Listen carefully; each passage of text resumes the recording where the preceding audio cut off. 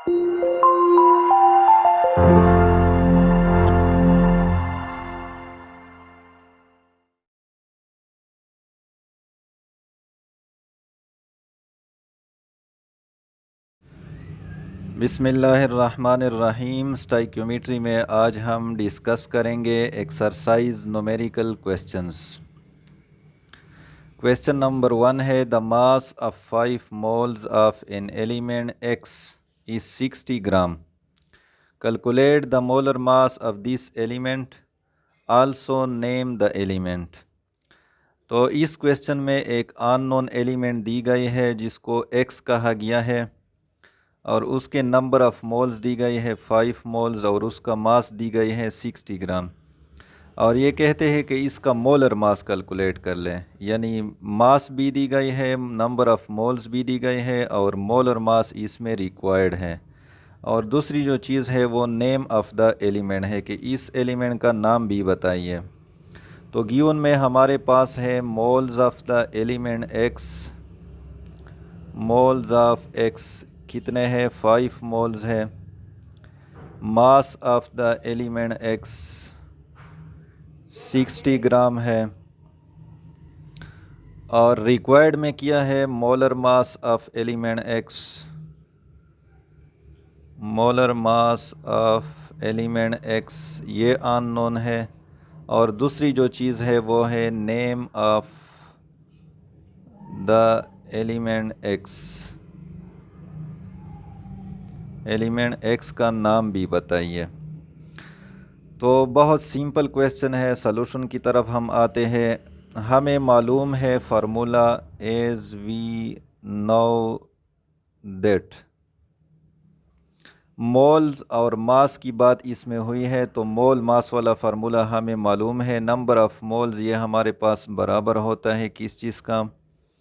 Mass of the element divided by molar mass. ये हमारे पास formula है मोलर मास। तो इसमें हमने मोलर मास को कैलकुलेट करना है, नंबर ऑफ़ मोल्स भी हमारे पास मौजूद है, मास भी मौजूद है। तो क्या कर लें, इसको रीअरेंज कर ले, यानी मोलर मास को यहाँ पे लगा दे और नंबर ऑफ़ मोल्स को नीचे लगा दे, यानी इन दो की आपस में जगह चेंज कर लें। तो हमारे पास क्या आएगा? मोलर मास ये बराबर हो जाएगा number of mass of the element X divided by number of moles, जिसको हम स्मॉल n से रिप्रेजेंट करते हैं। तो इसमें हम वैल्यू पुट कर लेते हैं। मोलर मास ये बराबर हो जाएगा, मास हमारे पास है 60 ग्राम है और नंबर ऑफ़ मोल्स भी हमारे पास है 5 मोल्स है। तो इसको आपस में कैलकुलेट कर ले, 60 डिवाइडेड बाई 5, तो इससे हमारे पास 12 आता है। यूनिट आ गया ग्राम पर मोल, जो कि मोलर मास का यूनिट है। तो हमारे पास मोलर मास आ गया 12 ग्राम। अगर हम पीरियाडिक टेबल में देख ले ऐसा एलिमेंट जिसका मास 12 हो, तो वो हमारे पास है कार्बन। कौन सा है? कार्बन एलिमेंट का नाम हो गया, जो कि पहले उन्होंने X कहा था इसको। तो रिज़ल्ट में हमारे पास आ गया molar mass of X, molar mass of X हो गया 12 ग्राम पर मोल। और दूसरी जो चीज़ रिक्वायर्ड थी वो थी name of the element X। तो नेम हमारे पास आ गया कार्बन और उसका सिंबल है C। तो यह हमारे पास इसका रिज़ल्ट आ गया, जो कि क्वेश्चन में रिक्वायर्ड था। इसके बाद हम आते हैं क्वेश्चन नंबर 2 की तरफ। कैलकुलेट द मॉलिक्यूलर और फार्मूला मास और masses of the following compounds. तो कंपाउंड दी गई है, नंबर A C2H5OH, दूसरा B जो है Al2O3 है और तीसरा C K2Cr2O7 ये हमें दी गई है। और ये कहते हैं कि इसमें जो आयनिक कंपाउंड है उसका फार्मूला मास मालूम कर लें और जो मॉलिक्यूलर कंपाउंड है उसका मॉलिक्यूलर मास मालूम कर लें। एटॉमिक मासेस भी दी गए हैं, कार्बन का 12 है, ऑक्सीजन का 16 है, हाइड्रोजन का 1 है, एल्यूमिनियम का 27 है, पोटाशियम का 39 है और क्रोमियम का 52 है। तो गिवन डेटा में हम लिख देते हैं ये 3 कंपाउंड दी गई है C2H5OH।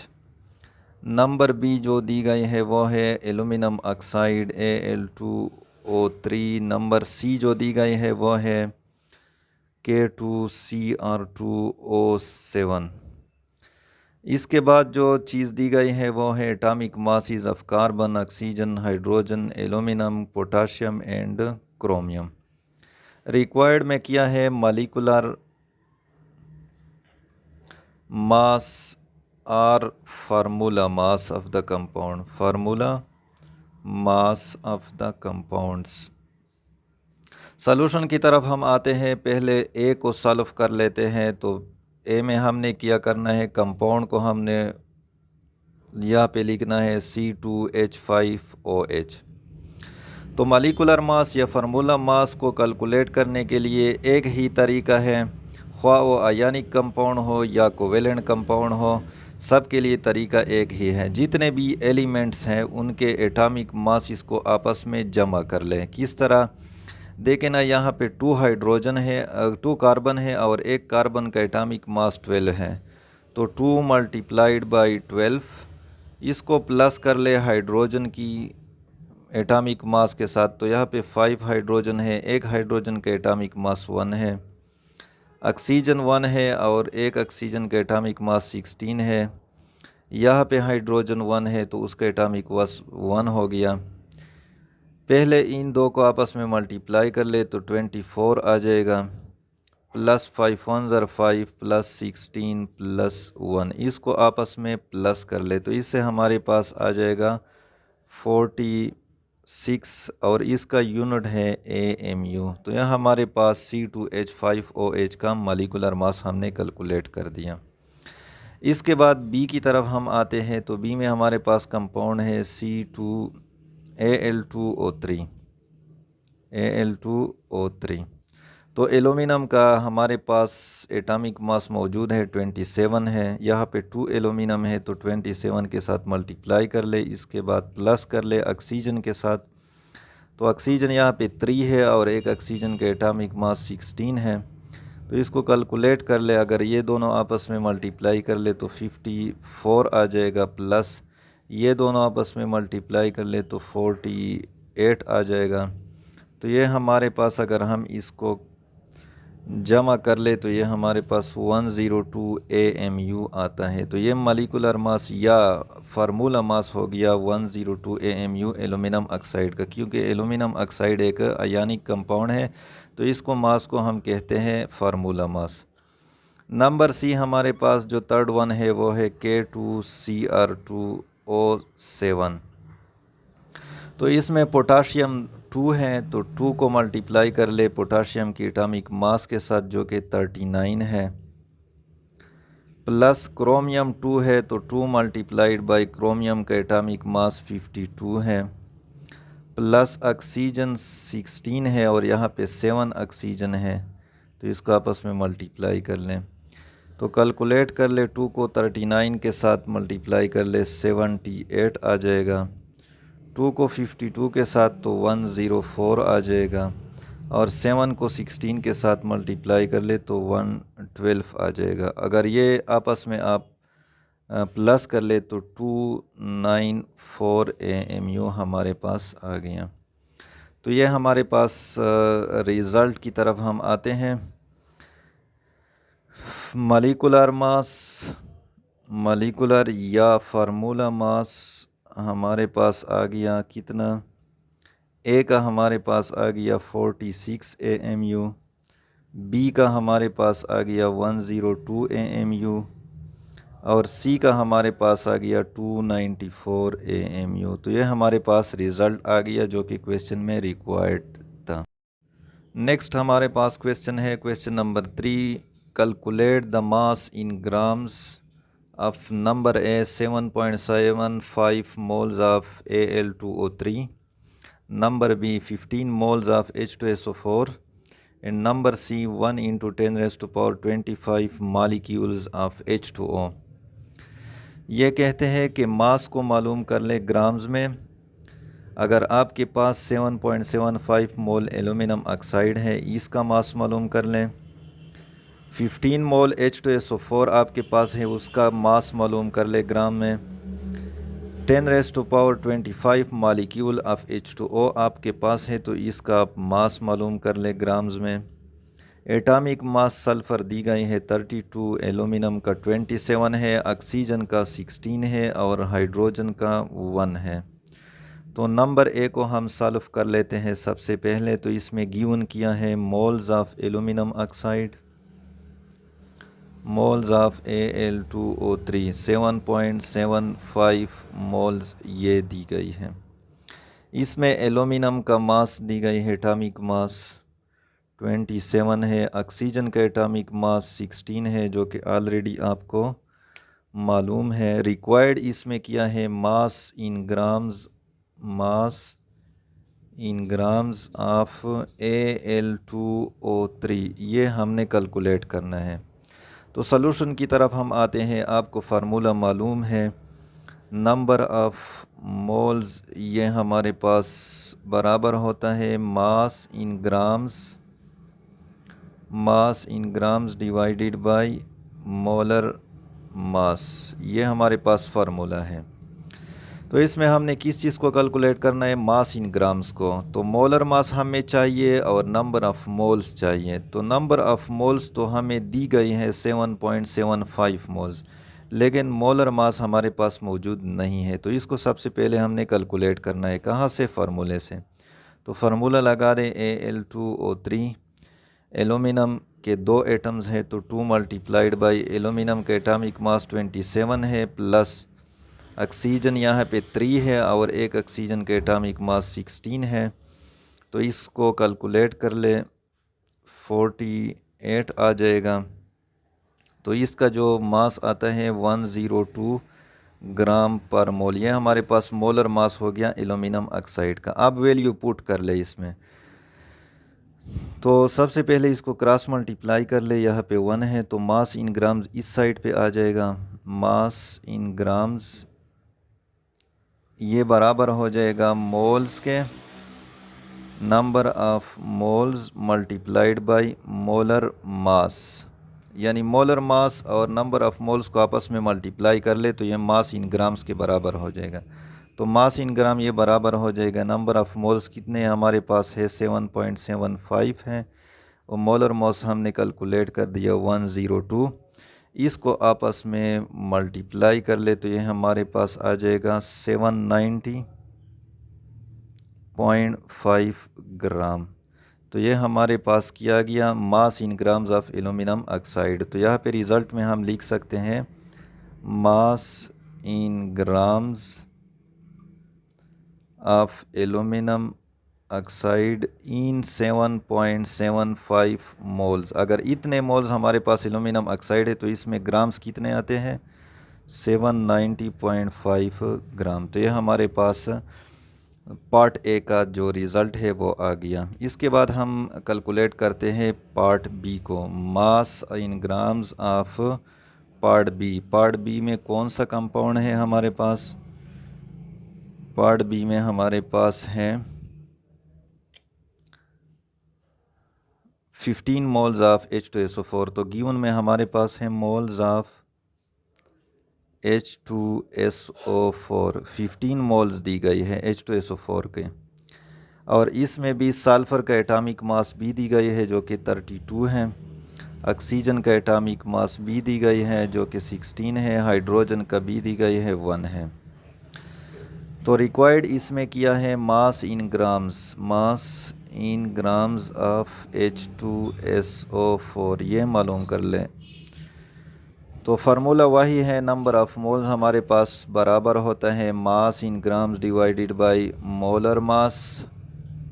तो नंबर ऑफ़ मोल्स भी हमारे पास मौजूद है, मास हमने मालूम करना है, मोलर मास हमें रिक्वायर्ड है कि हम इसको मालूम कर ले पहले। तो मोलर मास आपने कहाँ से कैलकुलेट करना है, H2S की फार्मूले से, H2SO4 फार्मूले से।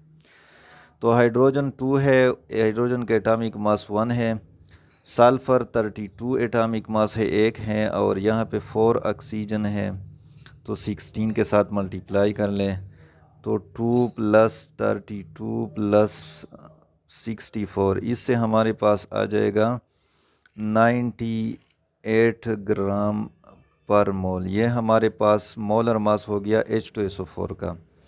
तो सबसे पहले आप क्रॉस मल्टीप्लिकेशन कर ले, मास इस साइड पे आ जाएगा, तो मास हमारे पास बराबर हो जाएगा number of moles multiplied by molar mass. ये हमारे पास फार्मूला हो गया। तो मास इन ग्राम्स ये बराबर हो जाएगा नंबर ऑफ मोल 15 है और मोलर मास हमारे पास 98 है। इसको आपस में मल्टीप्लाई कर ले तो ये हमारे पास आता है 1470 ग्राम। ये हमारे पास रिज़ल्ट आ गया किस चीज़ का, mass in grams of H2SO4 in 15 moles. 15 moles अगर H2SO4 आपके पास है तो इसमें 1470 ग्राम्स आते हैं।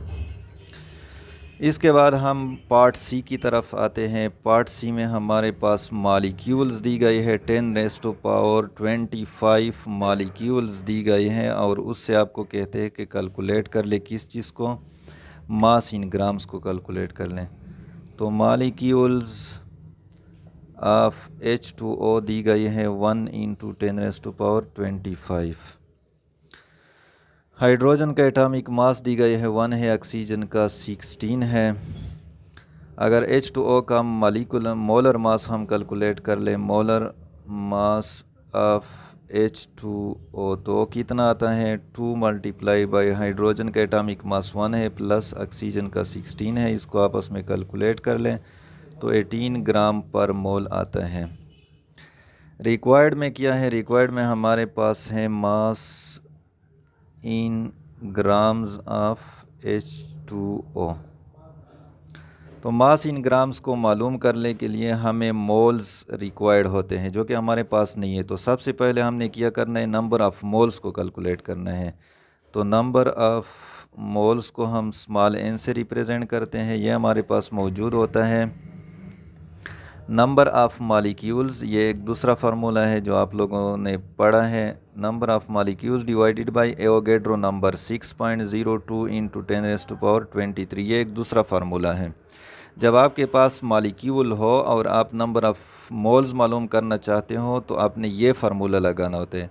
अगर आपके पास मास है और उससे आप नंबर ऑफ़ मोल कैलकुलेट करना होता है तो दूसरा फार्मूला जो हम इस्तेमाल करते हैं वो आपने लगाना होता है। तो यहाँ पे हमारे पास मॉलिक्यूल्स दी गई है, तो मॉलिक्यूल से हमने नंबर ऑफ़ मोल इस फार्मूले से कैलकुलेट करने, तो इसमें वैल्यू पुट कर ले। नंबर ऑफ़ मॉलिक्यूल हमारे पास है 1 × 10⁻25, ये ऑलरेडी एवोगैड्रो नंबर हमें पता है, × 10⁻23। तो इसको इस पे डिवाइड कर ले तो इससे हमारे पास नंबर ऑफ़ मोल्स जो है वो आएंगे 0.166 × 10⁻2 मोल्स। ये हमारे पास नंबर ऑफ़ मोल्स आ गए। अब इस नंबर ऑफ़ मोल से हमने मास को कैलकुलेट करना है H2O का। किस तरह फार्मूला लगा दें, मास इन ग्राम्स ये हमारे पास बराबर होता है moles, number of moles multiplied by molar mass, molar mass. तो मास इन ग्राम्स ये हमने कैलकुलेट करना है। मोल्स हमने कैलकुलेट कर दिए 0.166 × 10⁻2 मल्टीप्लाइड बाय मोलर मास भी हमने कैलकुलेट कर दिया है 18 है। तो ये आपस में मल्टीप्लाई कर ले तो ये हमारे पास आ जाएगा 2.99 × 10⁻2 ग्राम। या अगर हम इसको इसके साथ मल्टीप्लाई कर लें तो इसको हम इस तरह भी लिख सकते हैं रिज़ल्ट में, mass in grams of H2O in 10⁻25 molecules, ये बराबर हो जाएगा 299 ग्राम। अगर हमारे पास 10⁻25 मॉलिक्यूल्स हैं तो उसमें जो मास आएगा H2O का वो कितना आएगा 299 ग्राम। उम्मीद है आपको समझ आ गई होगी। अगर आपको वीडियो पसंद आई हो तो इसको ज़रूर शेयर कर लें और क्वेश्चन की सूरत में कमेंट बॉक्स में क्वेश्चन पूछ लिया करें।